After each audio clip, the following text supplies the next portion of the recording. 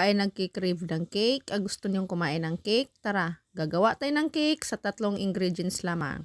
Ang ating fudgy, vanilla at ang cream all at ang condensed. So ayan guys, napakasarap talaga yan guys.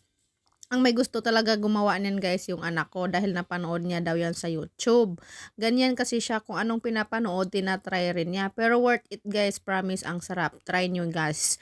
Yung ano guys, cream all, so bali nilagay ko lang siya sa fridge ng overnight para mas maganda at magbubble up talaga siya. Dinilagyan lang namin siya ng condense. So, ayan guys, ginawa niya yung fudgy bar. Hinati-hati lang niya yan guys at ilalagay niya dyan sa lalagyan. Ayan, ganyan. Tatlong ingredients lang is meron na tayong napakasarap ng cake. Promise guys, napakasarap ang homemade fudgy cake. As in, ang sarap. So, ayan ang cream all guys.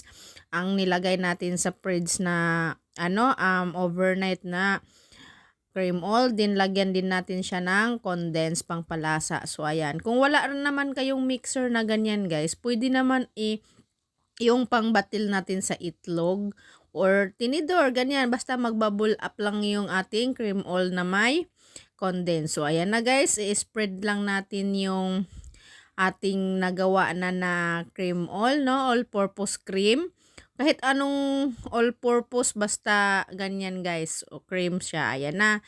So, bali, pangalawang patong na yan guys, no? So, bali, ayan na.